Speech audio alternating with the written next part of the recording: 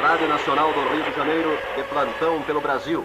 E senhoras e senhores, continuando com esta série de depoimentos ao microfone da Rádio Nacional do Rio de Janeiro, nesta madrugada de 1º de abril, vamos trazer o deputado Rubens Paiva, representante do Estado de São Paulo no Congresso Nacional.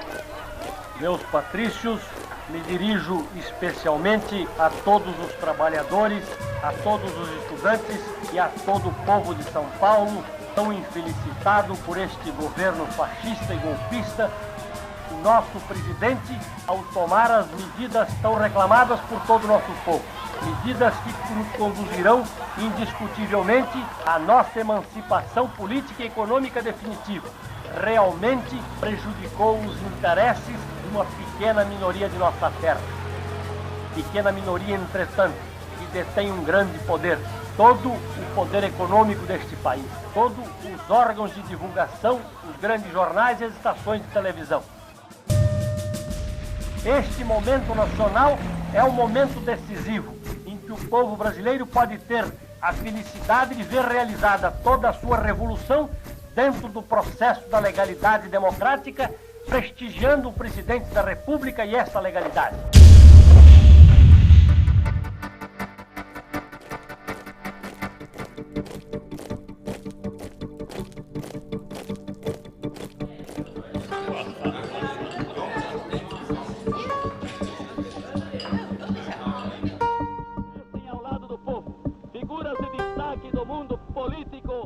Brasileiros que vieram trazer a sua solidariedade ao povo de Santos. Every step that we can, be prepared for everything that we need to do, just because we were in Panama, if that is at all feasible.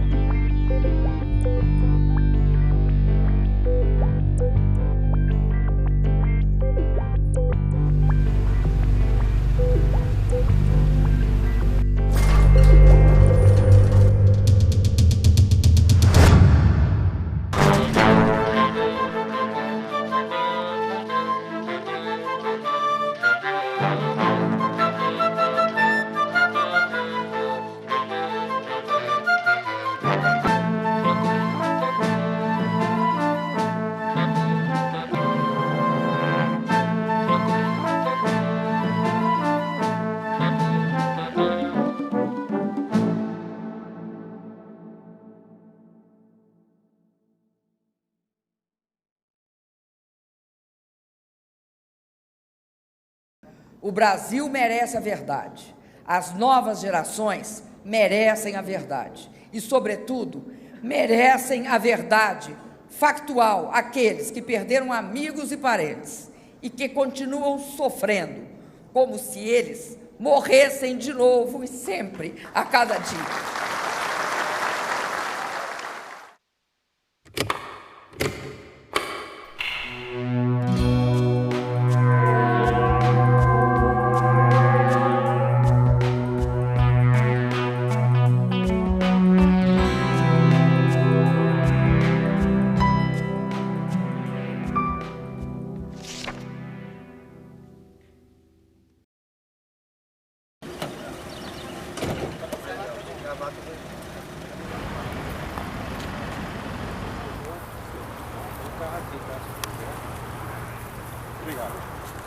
A comissão investigou em 2 anos e 7 meses fatos ocorridos há mais de 40 anos para apurar graves violações de direitos humanos, os fatos relacionados a essas graves violações, as estruturas, instituições locais, autoria. Foram criadas comissões da verdade pelo Brasil inteiro, nos estados, municípios, universidades, sindicatos, entidades como ordens de advogados. Toda a sociedade brasileira.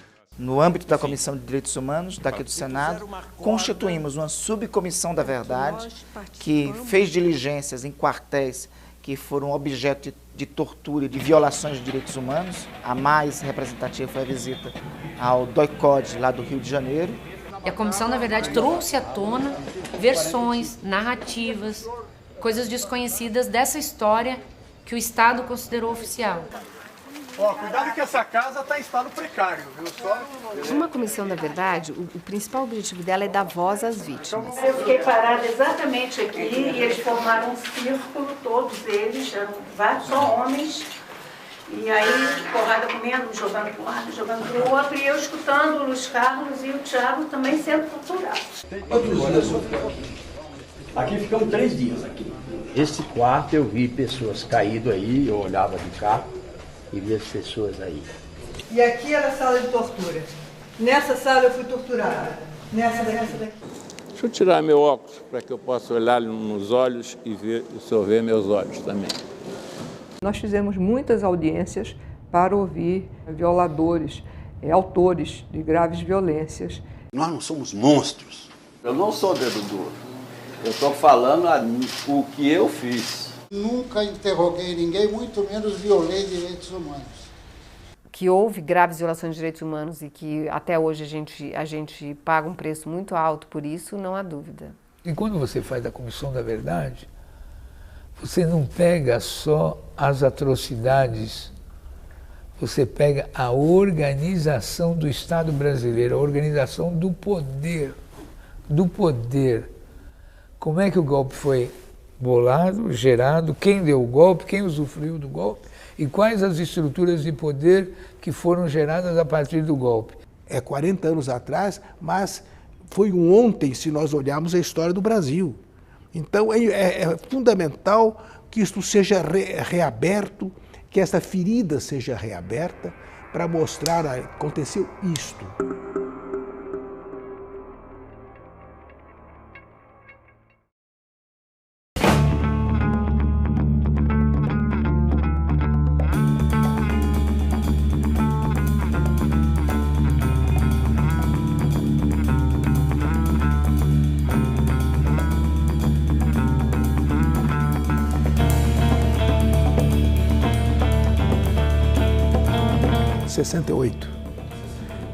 Na França, principalmente, né? Foi um movimento impressionante que aconteceu em Paris, foi um negócio extraordinário.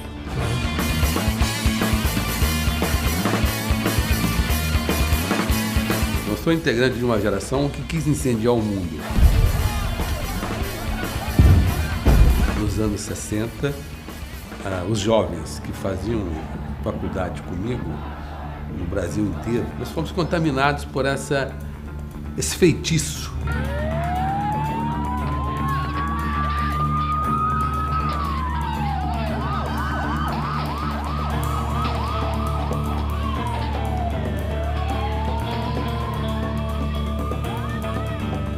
Você imagina o tamanho do nível de discussão política. O Brasil discutia política todos os dias, todas as formas, com manifestações, passeatas, né? Até os intelectuais, artistas, fizeram no Rio de Janeiro a passeata dos 100 mil. E aí os militares também começaram a matar as lideranças estudantis. Teve a queda do Congresso de Biúna, né? E aí centenas de presos. Aqueles anos eram terríveis, a gente convivia diariamente com muita dor, com muita violência, a opressão era no ar.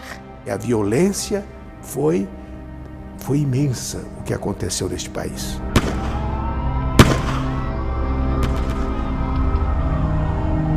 Os estudantes haviam ocupado o prédio da Faculdade de Filosofia da Maria Antônia. Aí os operários lá em Osasco não tiveram dúvida, eles ocuparam as fábricas. Mas quando eles ocuparam as fábricas, a reação foi diferente. Lá não foi a polícia. Quem foi para as fábricas, quem invadiu as fábricas foi o exército. Porque teve 2 golpes. As pessoas acham que só teve um golpe.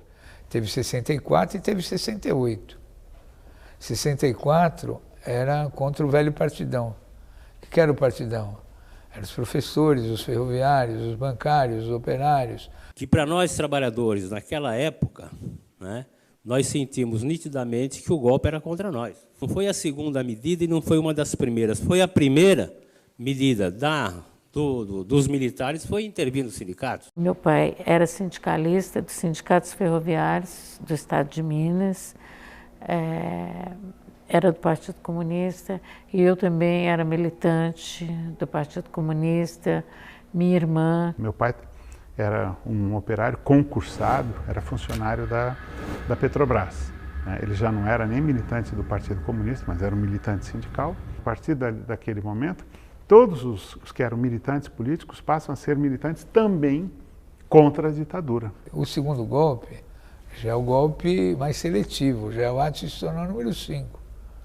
Aí já é a barra pesada, porque o povo brasileiro se reorganizou do golpe e foi para cima dos caras. Pelos atos institucionais, os militares suprimiam as liberdades individuais, os direitos individuais, cassavam mandatos. Sobre o problema de cassação de mandato, temos o seguinte entendimento: todos os que colaboravam para a sabotagem da pátria, todos aqueles que traíam a nossa família, devem ser expurgados da vida pública do país. Depois das manifestações estudantis que houve em 68, esses militares radicais conseguem uma desculpa com base naquela agitação estudantil para demandar um novo ato institucional. O ato institucional número 5 foi um golpe dentro do golpe. Foi o mais terrível de todos os golpes. Aí o bicho pegou. Aí todos os direitos individuais, habeas corpus, tudo foi suspenso. E eles começaram a prender gente pra caramba, matar gente pra caramba. Aí eles começaram a organizar os aparatos da repressão, Operação Bandeirante, os grupos clandestinos. Aí eu fui para a clandestinidade. E foi toda a minha família para a clandestinidade. Esse negócio da resistência armada e tal, isso é um processo de setores do Partido Comunista e mesmo do Partido Comunista do Brasil, tinha uma leitura que tinha que enfrentar o golpe de outra forma, né? Então nós, a dissidência, optamos por uma concepção de luta armada. Eu optei pelo PCBR. E em 1970, nós viemos para São Paulo, nos integramos a uma organização revolucionária, clandestina, de luta armada, Movimento Revolucionário Tiradentes, o MRT, que era uma organização basicamente, era só de operários, e nós nos integramos à luta armada. A partir dali, as ações começaram a ficar mais duras. E foi aí também que a luta armada se tornou a mais agressiva. Então foi um período extremamente difícil. Agora, o primeiro passo de violência não foi dado pela resistência, foi por eles. Começa em 64, quando prenderam o Gregório Bezerra lá em Recife e torturaram em praça pública. E as senhoras católicas da Marcha da Família com Deus pela Liberdade vão para a rua dizendo: mata esse comunista. E ele não era de luta armada, era um líder camponês, comunista.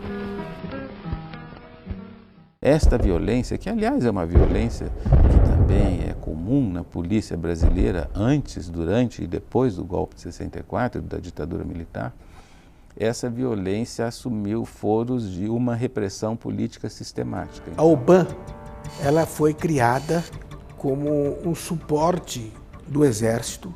Membros do Exército, da Marinha, da Aeronáutica, da Polícia Militar de São Paulo, da Polícia Civil e da Polícia Federal. E tinha o apoio de empresários que financiavam a UBAN. Por isso se deu inicialmente o nome de Operação Bandeirantes, por causa dessa congregação, dessa junção de forças aí com o objetivo de combater a oposição política que se delineava no Brasil naquela ocasião. Posteriormente, foi criado o DOI-CODE. O DOI, que era operações, e o CODE, que era a parte administrativa, por assim dizer. Então era o DOI-CODE. E o DOI-CODE funcionava para prender as pessoas, torturava as pessoas, responsável por muitas mortes. E depois que as pessoas, sob tortura, falavam, os seus depoimentos eram encaminhados ao DOPS para que fosse encaminhada à Justiça Militar.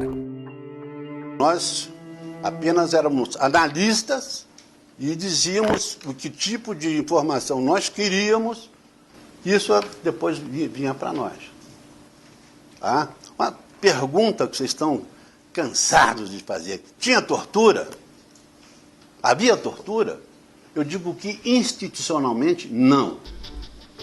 O organograma da repressão, que não é uma interpretação nossa, são documentos da própria ditadura, mostram o seguinte: cabeça da estrutura, que é o Sistema de Segurança Interna, SISEGIN, era o ditador, chamado de presidente, que tinha uma comissão de alto nível, que era todos os governadores, o chefe do Estado-Maior das Forças Armadas, o chefe do SNI, o chefe do CISNE, que era o Sistema Nacional de Informações, que compõe uma rede que vai se desdobrar nos CODES, que depois tem os seus DOIs, que o braço operacional do CODE é o DOI, né? Por isso que chama DOI-CODE, né? E depois você vai ter as ASIs, que são Assessorias de Segurança e Informação, que se reportam ao DSI do Ministério Civil, como o Ministério da Educação, por exemplo, e todos se reportam ao SNI, que se reporta apenas ao ditador. O presidente da República elaborou uma diretriz de segurança interna que deu poderes aos generais, comandantes militares de área para combater o terrorismo. Sim, o comandante do Exército era o comandante do DOI-CODE. Não, pô, lá ninguém usava, ninguém era milícia, ninguém trabalhava por conta própria. Ali havia um plano nacional, tá, de combate, porque as polícias se tornaram impotentes, foi preciso criar um órgão supra-estadual e deram o comando para o Exército. Outro aspecto que é importante que a sociedade brasileira tome conhecimento que foi escondido a sete chaves. É o financiamento da repressão pelas empresas privadas. O presidente Geisel, ainda em São José dos Campos, inaugura a nova fábrica de motores diesel da General Motors. Daí sairão inclusive peças e componentes a serem exportados para os Estados Unidos. A equipe de busca do DOI, está escrito lá, não é interpretação, está escrito literalmente. A equipe de busca será comandada privativamente por um capitão do Exército. Terá composição não sei o quê e terá a seu dispor 2 Volkswagen. Não é um carro, 2 Volkswagen.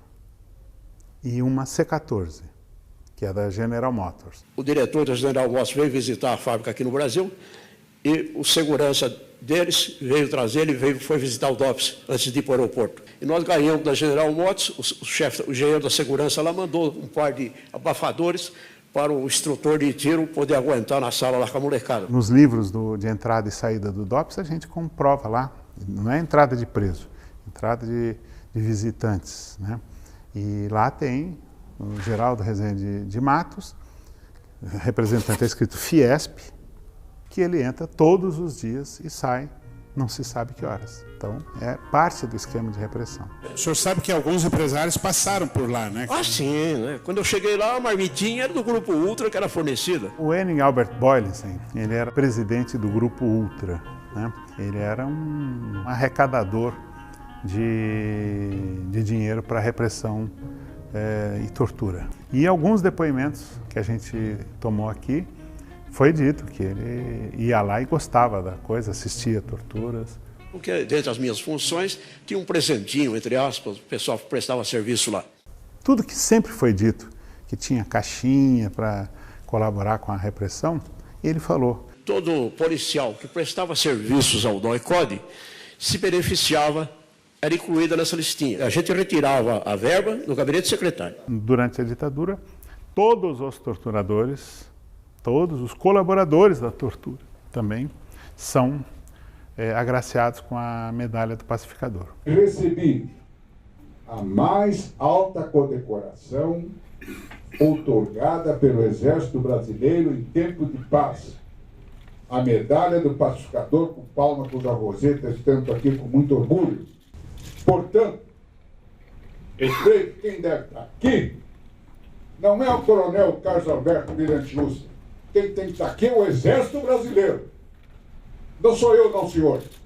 É o Exército Brasileiro que assumiu, por ordem do Presidente da República, a ordem de combater o terrorismo e sobre os quais eu cumpri todas as ordens. As Forças Armadas têm uma responsabilidade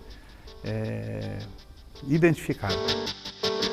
A tortura contra perseguido político houve na ditadura Vargas, voltou a existir na ditadura de 64. Era uma política de Estado. Isto nós estamos absolutamente convencidos. E é uma conclusão que nós chegamos na Comissão Nacional da Verdade e que vai fazer parte do nosso relatório, das nossas conclusões. Não era praticado por este ou por aquele mal policial ou mal militar. Era uma política de Estado estabelecida pela ditadura militar de 64. Isto não tem a menor dúvida.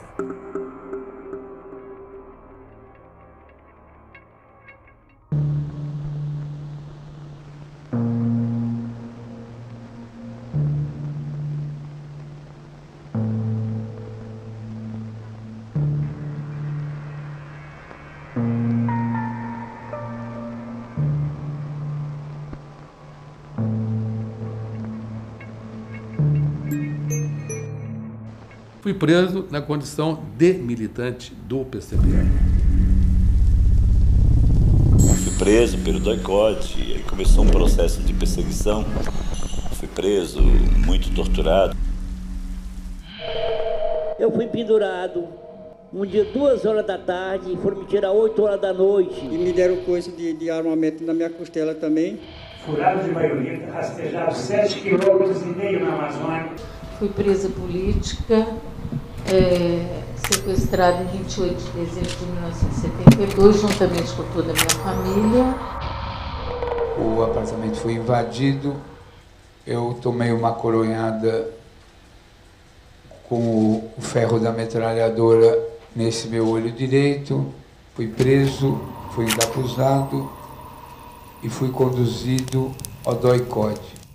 Logo que eu cheguei, passei pelo corredor polonês, em que levava pancadas, telefone, caía. Aí eles me levantavam, eu tinha cabelo comprido, me levantavam pelo cabelo, né? Em seguida me levaram para a sala de torturas. Você entra na sala, é colocado, a primeira coisa que eles fazem é tirar a tua roupa, você fica nu. Isso vale para homem e mulher. A senhora tirava a roupa aqui dentro já, ou quando a senhora chegava aqui, eu mandava tirar a roupa. Tá, e aí ficava nua e aí... E aí os caras começavam a passar a mão no corpo da gente, falando, como que uma branca vai ficar casada com um preto, que não sei o quê. Foi isso. Aí um bando de sádicos, torturadores em volta de você, fazendo perguntas, gritando, chutando. Muita palmatória, aquela palmatória era uma tábua cheia de furinho, aquele furinho, eles vão te batendo assim, isso aqui, a sua pele vai subindo e vai cortando. Choque, pau de arara, afogamento e outros métodos variados, né? Por tudo isso eu passei. O pau de arara, eu fui, eles me colocaram no pau de arara, né? E o pau de arara é uma sensação horrível, porque você fica nua, pendurada, com a cabeça para baixo, que você quer levantar a cabeça, mas tem hora que você não aguenta mais, a cabeça solta.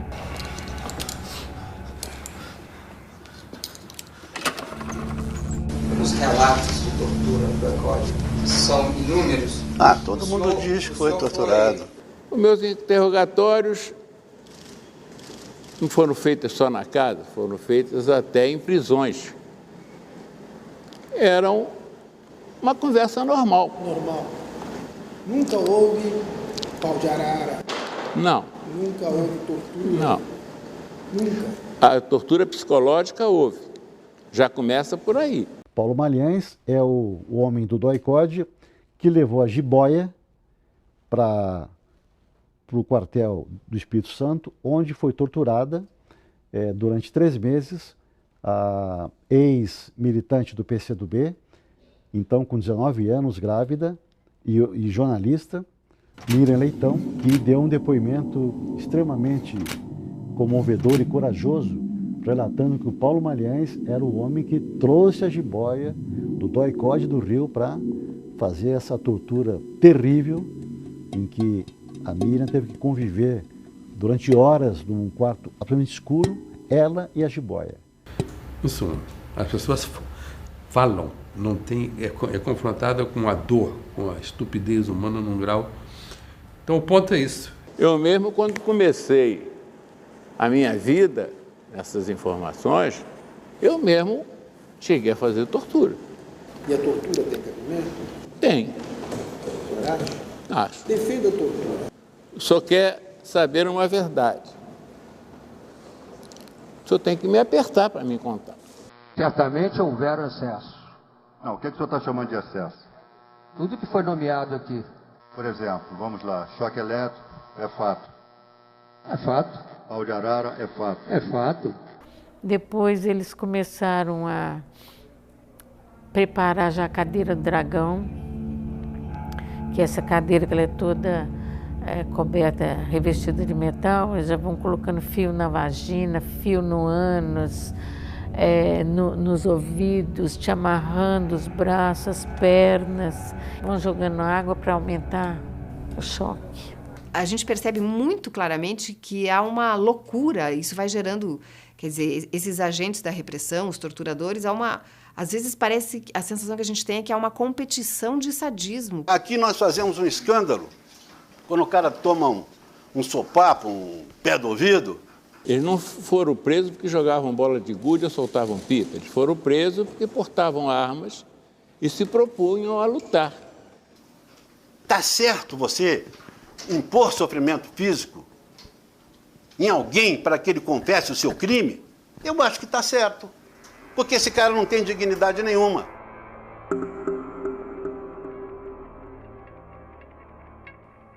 Uma das coisas que meu avô lutava, que ele achava errado, foi um ato praticado pela igreja, pela distribuição da terra.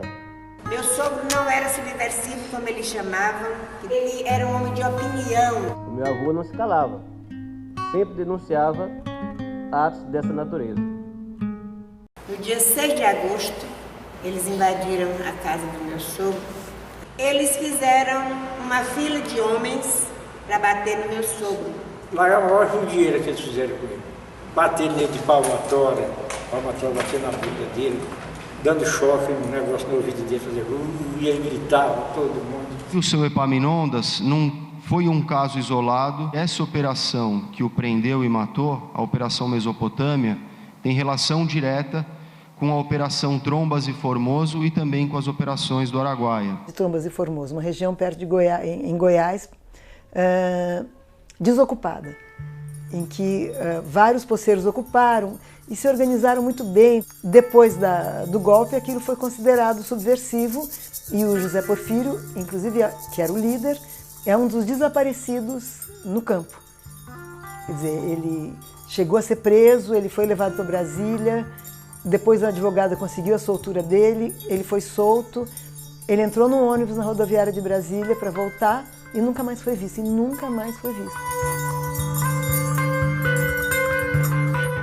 A guerrilha do Araguaia não chegou nem a começar, vocês sabem, não é? Quer dizer, os paulistas foram para essa região e começaram a se organizar. Os camponeses entraram um pouco a reboque, não é? E quando começaram as expedições de repressão a essa guerrilha, houve 3 expedições. Na primeira e na segunda, quase não houve muitos resultados, porque os camponeses ou não sabiam quem eram os guerrilheiros, não é? Sabiam que tinha os paulistas ali, mas também não sabiam quando eles se escondiam, ou os que sabiam também não contavam, porque eles tinham uma coisa ali, uma ética do homem do campo. O pessoal do Exército invadiram a nossa residência, no Araguaia. Batendo muito, que eu tô aleijado, eu tô sem dente aqui na minha boca, porque foi botar choque elétrico na minha boca, foi o choque mais ruim que eu peguei. Então, fiquei 45 dias preso. 30 dias foi de sofrimento, peia todo dia. O pessoal do Exército foi na nossa região lá novamente, metralhou a casa dos guerrilheiros toda, derrubaram, botaram fogo também na nossa casa. E nós, meu pai com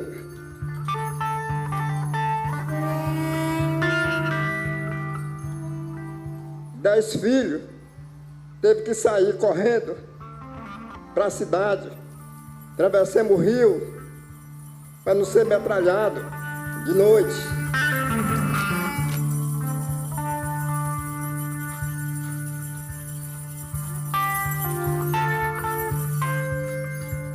Por que os índios e os camponeses estariam na Comissão da Verdade? Afinal, os índios, por exemplo, pensar nos anos 60, 70, muitos deles estavam tão isolados que nem sabiam que existia, qual era o governo, se era ditadura, se era democracia. As violações que aconteceram com indígenas não foram violações porque os índios eram militantes contra o regime. Aconteceram porque o regime tinha políticas de ocupação das terras que não respeitou os direitos indígenas. Até as crianças índias não vão viver mais num mundo de desolação. A catequese civilizada vai chegar até elas. E em breve, a tecnologia e a cultura integrarão todo o Brasil central de progresso brasileiro e universal. Se havia índio no caminho, para os projetos dos militares, eram obstáculos a você superar a bala.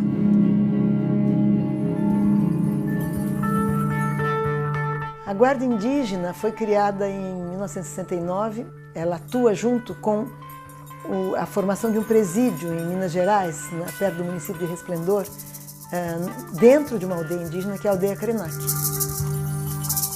E para lá eram enviados tantos índios, por exemplo, o caso de uma índia que se embriagou, quanto índios que eventualmente também tentavam lutar por suas terras. Enfim, há muitos casos de modos de prender e punir indígenas, não por nenhum ato ilegal, mas simplesmente por reagirem ao arbítrio ou aos abusos ou invasões.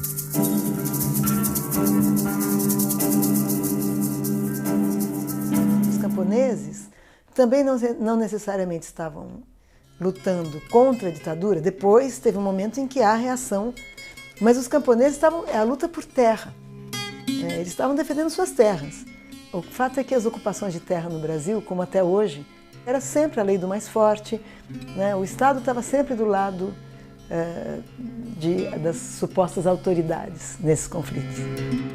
Todas aquelas vezes que as pessoas de carro dirigiam meu avô, chamando ele de terrorista, na realidade, terroristas foram aqueles homens que por lá passaram, que bateram em mulheres, que mataram crianças, que ocultaram os cadáveres, que não tiveram a honra, a hombridade moral sequer de devolver os restos mortais do meu avô. No caso do Epaminondas, nós conseguimos localizar e entregar os restos mortais à família. Foi talvez um dos momentos mais emocionantes da comissão.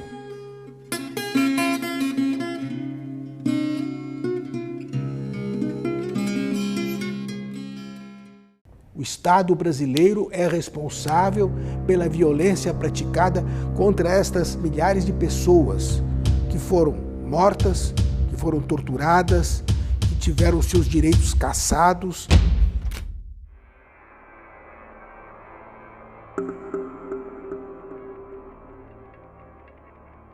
O caso Rubens Paiva foi um caso que mereceu muita atenção da comissão. E a comissão conseguiu hoje ter um quadro absolutamente completo, ou praticamente completo, do que houve com o Rubens Paiva. Os outros são os golpistas que devem ser repelidos, e desta vez, definitivamente, para que o nosso país veja realmente o momento da sua libertação raiada. Um deputado que não era comunista, mas que presidiu a CPI do IBAD em 62 e revelou as empresas que estavam contribuindo para financiar o golpe militar no Brasil. Ele mostrou quem fez o complô para derrubar o João Goulart. Aonde nos levarão as crises, o descalabro administrativo, a desordem?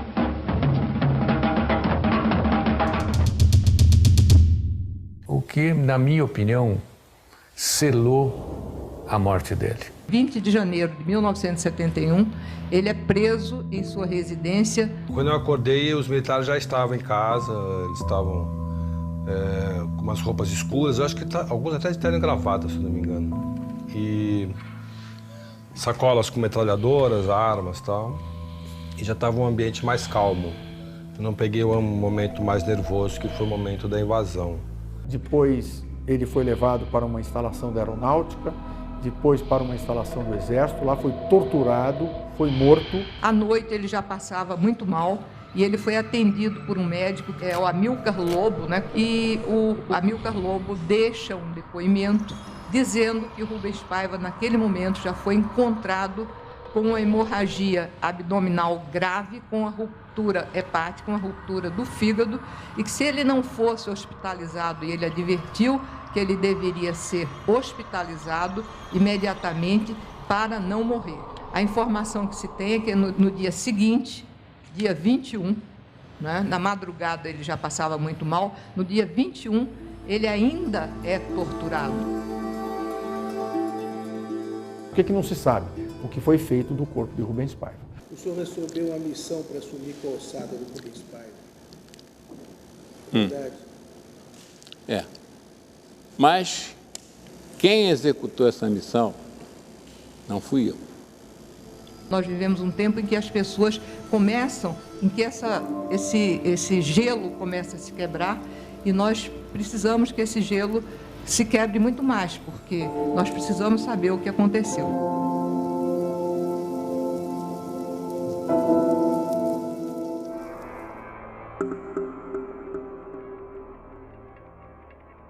Meu irmão era muito quieto, meu irmão era muito centrado, meu irmão não era de falar, meu irmão não era de muitas palavras, não era de se exibir, era muito discreto.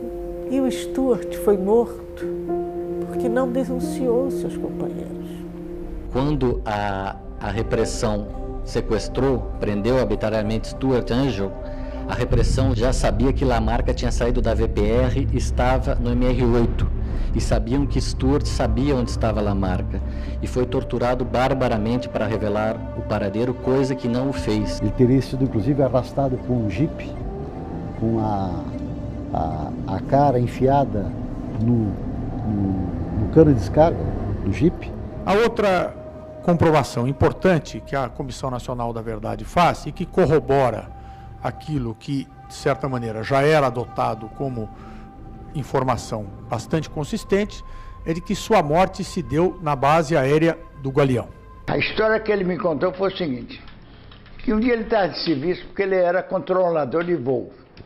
Estava de serviço na torre, quando chegou Bournier com um grupo de oficiais e pediu que interditasse a pista. Depois ficou sabendo que ele estava enterrando o corpo de um, como na época chamava, subversivo, cuja depois veio detalhes, que era o filho de Zuzu Angel. Eu tenho esperança de encontrar o corpo do Stuart. Eu tenho quase a certeza de que nós vamos encontrar. Se não um corpo, mas uma resposta. E recentemente, já no final da comissão, na véspera do encerramento, houve então a localização de uma ossada no centro do Rio de Janeiro, né? Na verdade, da fotografia dessa ossada, que havia sido identificada num canteiro de obras, de uma obra conduzida pela mesma empresa que havia feito a reforma da pista de Santa Cruz. E foi feito um exame técnico cotejando a foto do crânio com uma foto de Stuart Angel Jones. E é bastante coincidente, não há nenhum tipo de elemento na conformação daquele crânio que afaste a possibilidade de ser Stuart Angel Jones. Há muita coincidência, isto é uma perspectiva que fica. A mamãe já sabia da morte do Stuart e ela só teve os detalhes dessa morte a partir da carta do preso político Alex Polari, que estava na base aérea do Galeão junto com Stuart, contando os detalhes da morte do Stuart. Mas ela nunca deixou de criar a sua moda. Ela usou a moda como estandarte da sua agonia. Ela usou as faixas de nojo, de luto, que vinham nos vestidos como as suas faixas de protesto. Ela não tinha medo de transgredir no meio daquela gente tão importante, tão surda, tão muda, tão cega. Quando ela leu que o Henry Kissinger vinha ao Brasil. Ela correu e levou, ela tinha um dossiê sobre a morte do Stuart. Ela se vestiu de turista americana. Pediu uma amiga, Lourdes, eu tenho que ir ali no Sheraton, me leva? A Lourdes, você, Zuzu. E a mamãe foi toda vestida de turista americana, a Lourdes achou tão esquisita, Zuzu está tão esquisita hoje. E levou a mamãe no Sheraton. Chegou lá, minha mãe perguntou, você quer andar no Mr. Kissinger? E subiu. E deu de cara com a comitiva do Kissinger e entregou o dossiê. Mr. Kissinger! Mr. Kissinger! E 4 meses depois eles assassinaram a mamãe. O acidente da mamãe não foi acidente, né? Isso foi mesmo provocado. Qual é a relação do coronel Fred Perdigão com a morte da estilista Zuzu Angel, já que até hoje as Forças Armadas negam completamente qualquer tipo de vinculação com essa morte? Olha, ele narrava para mim que ele tinha planejado, obedecendo ordem, a simulação do acidente dela. Ele estava lá para conferir e foi fotografado no local. Eu, no início, eu não queria que fosse provocado. Eu preferia 1000 vezes que a mamãe tivesse morrido de um acidente. Quem não preferia, né? Só de pensar nos momentos de aflição que ela deve ter vivido, né? Eu preferia que ela tivesse morrido num acidente, que ela tivesse dormido e nem tivesse visto, né? Você não preferia?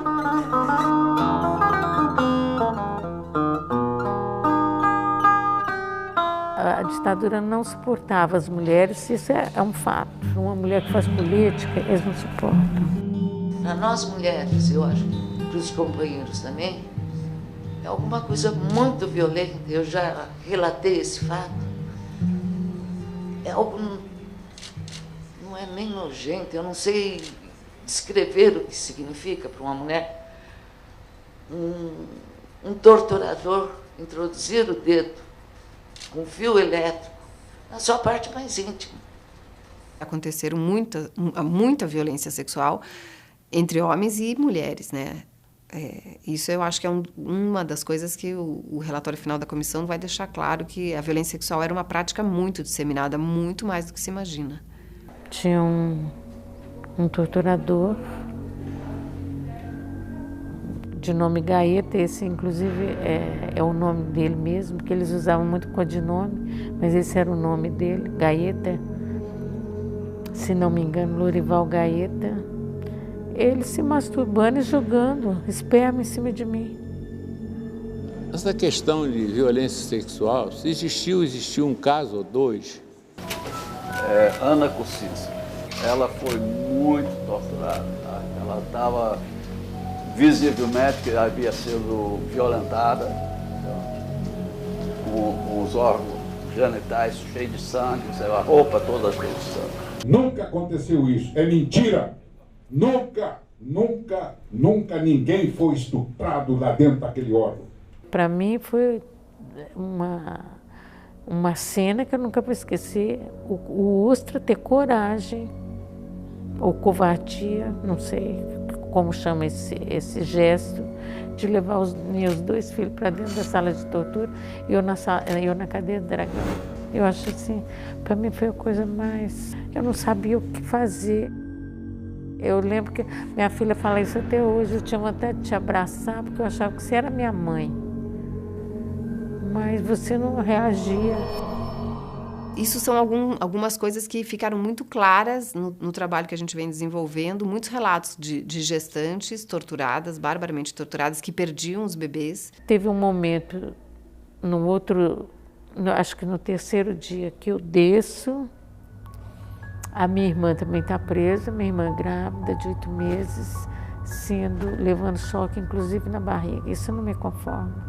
Não existe lógica, mesmo a lógica autoritária ou arbitrária, justificar que uma mulher seja vítima de tortura, que uma mulher grávida seja vítima de tortura. No Jornal Nacional, o Cid Moreira leu uma nota do 1º Exército dizendo que foi morta em tiroteio com as forças de segurança a terrorista Aurora Maria Nascimento Furtado. No dia seguinte, eu recebi um telefonema da família me pedindo para ver se eu conseguia liberar o corpo.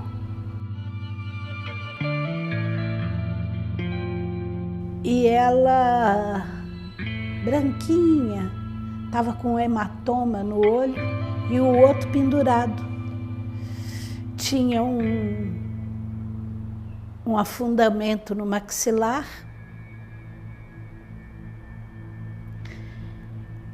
Tinha muitas mordidas pelo corpo.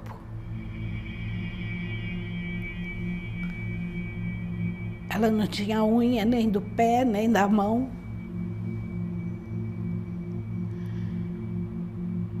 Não tinha bico de seio. Ela estava muito suja de sangue. Foi preciso lavar o corpo.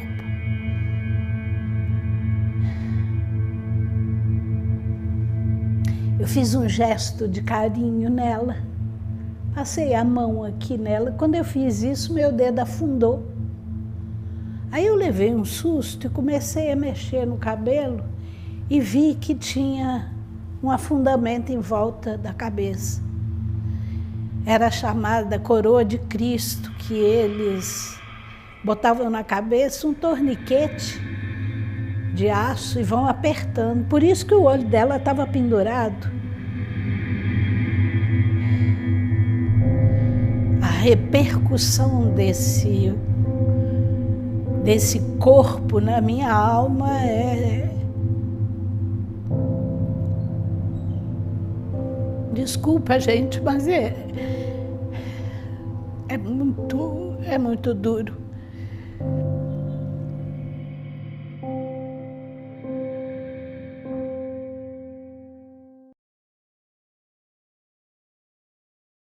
Hoje, Dia Internacional dos Direitos Humanos, dia 10 de dezembro, nesta data, a Comissão Nacional da Verdade chega ao final de suas atividades.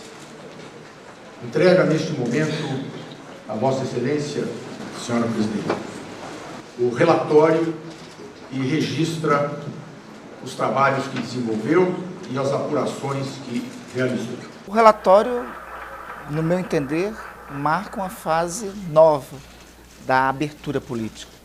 E o relatório aponta aquilo que não era oficial e passa a ser reconhecimento do Estado brasileiro. Os Estados têm pelo menos 4 deveres em relação a graves violações de direitos humanos. Então, o dever de verdade, que é esse que nesse momento a gente está exercitando aqui no Brasil, com a criação de uma comissão da verdade. Esse dever é basicamente a abertura de arquivos e criação de espaços onde as vítimas têm voz, como uma comissão. Mas entrando por essa porta de fundo ali.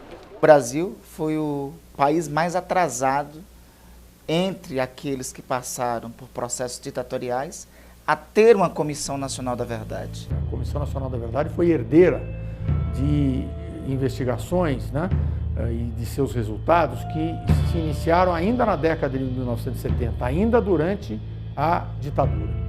E, da mesma maneira que as investigações não se iniciaram com a Comissão Nacional da Verdade, elas não se encerrarão com a Comissão Nacional da Verdade. Fizemos uma leitura da lei, né, muito cuidadosa, entendemos que nós tínhamos que contar os fatos com as suas circunstâncias, que falar da autoria, que responsabilizar os agentes, os autores desses fatos. Nós, então, produzimos as recomendações. As recomendações têm correlação com o relatório. Eu acho que a coisa mais importante é recomendações no sentido de que nós temos que deixar aqui, que eu chamo de cláusulas testamentárias. Nós recomendamos, né, que haja o reconhecimento pelas Forças Armadas da conduta que tiveram ao dar causa a essas graves violações de direitos humanos. Incitamos as Forças Armadas a colaborar no sentido de abrir as suas entranhas e mostrar, olha, nós erramos nisto. Locais das forças foram usados para a prática de violações, de graves violações aos direitos humanos. Esse documento se constitui no relatório de estatística do DOI-CODE, do 2º Exército, do mês de outubro de 1973. Mortos dentro do DOI-CODE 45. Eles não reconheceram isto. Ninguém foi morto lá dentro do DOI. Todos foram mortos em combate. E os que o senhor disse que foram mortos dentro do DOI não é verdade. Eles foram mortos pelo DOI, em combate. Fora, na rua, dentro do DOI, nenhum. A nossa presidente é uma ex-guerrilheira, presa e torturada, e hoje os generais do Exército, presidido, comandado por Dilma Rousseff, dizem que não houve tortura no DOI-CODE. Essas duas situações não podem coexistir. Um dos dois está mentindo. Sem a verdade é impossível.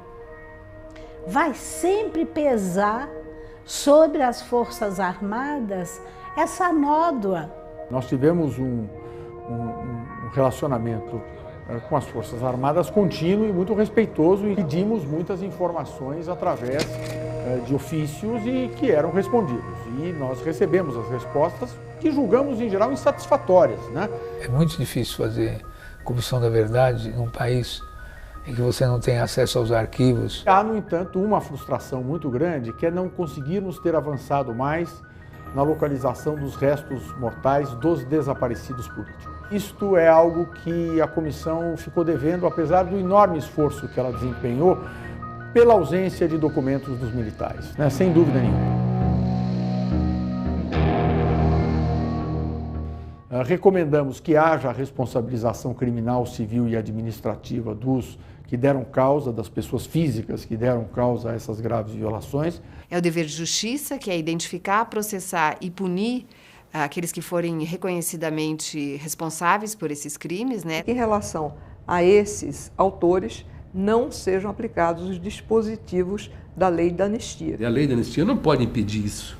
Não se pode anistiar quem praticou crimes contra a humanidade. Mesmo porque o crime de tortura é apontado pela nossa Constituição como imprescritível. A anistia é sempre uma sombra que paira sobre esses deveres que os estados têm que cumprir no caso do Brasil. Porque a lei da anistia, ela anistiou todo mundo, inclusive os torturadores. Chegou o dia de encaminhar ao Congresso o projeto de lei de anistia aos que hajam cometido crimes políticos ou conexos. A lei da anistia que existe hoje é a lei de anistia de um momento histórico e uma imposição de um regime ditatorial. 1/3 do parlamento, do Senado, era constituído de biônicos. Não foram eleitos pelo povo, não representavam o povo, não falavam em nome da nação. Que acordo é esse? O Estado, né, matou e executou pessoas e torturou sem dar, inclusive, o direito ao julgamento. Ah, mas por que vocês estão investigando só o lado dos militares, dos agentes do Estado que fizeram isso? Não existe dois lados. Esse é o lado, nosso lado. Nós fomos presos, julgados, torturados, condenados. Então não tem que fazer. Nós sofremos a ação do Estado em cima de nós. O outro dever é o dever de reformar as instituições, de torná-las democráticas, de torná-las capazes de promover e respeitar os direitos humanos. Tem que ter disciplinas que levem os militares que estão se formando, que estão entrando nos concursos, a discutir a questão da democracia, a discutir a questão dos direitos humanos. Essa transição negociada em que se perdoou aqueles que praticaram violência contra o cidadão, contra o contribuinte, não é? A quem lhes caberia proteger, não é? Que terminou fazendo com que uma prática absurda que se mantém até hoje, incluindo aí o desaparecimento forçado de pessoas, como é o caso do Rio de Janeiro, de um operário da Rocinha, de um trabalhador da Rocinha, Amarildo, que foi preso e poucas horas depois tinha desaparecido. É como se você tivesse uma permissão tácita do próprio Estado para cometer violações, porque aqueles que fizeram isso ontem, não aconteceu nada com eles. Então por que eu não posso torturar e sumir com o Amarildo? Quem vai me impedir de fazer isso? O Estado? Esse mesmo Estado que até hoje não fez nada? O outro dever é reparar sempre simbolicamente, construção de espaços de memória, museus, a literatura para as escolas, né? É preciso lembrar que a ditadura militar, ela prejudicou a vida de todos os brasileiros, e não apenas aqueles que participaram da luta armada, não apenas os que foram da esquerda. Então, acho que esse foi o grande problema da Comissão Nacional da Verdade, não ter conseguido atrair a atenção das pessoas comuns, mostrar para esses brasileiros e brasileiras que eles também foram prejudicados. A miséria, crianças que morriam de fome, crianças sem registro de nascimento, a ditadura fez tudo isso também. Não foi só torturar, prender e matar. Ela foi um negócio, ela deu lucro. Poucas pessoas enriqueceram e muitas pessoas empobreceram. Então, mexer com isso é mexer também com a estrutura econômica do nosso país. Restituindo a memória e a verdade deste período contribui para que essa geração de hoje possa conhecer melhor a sua história e saber a importância da defesa dos direitos humanos, a defesa dos direitos das pessoas. Isso tem que ser lembrado para que não seja repetido no momento em que alguns grupos ainda vão para a rua pedindo o regime autoritário, ou querendo, às vezes não pedem o regime militar, mas querem ainda resolver problemas que eles acham que é também de uma vida mais democrática através de um golpe autoritário. A gente só é capaz de construir a democracia se a gente usa a gramática dos direitos humanos, se a gente consegue colocar a dignidade, a vida humana como o bem principal.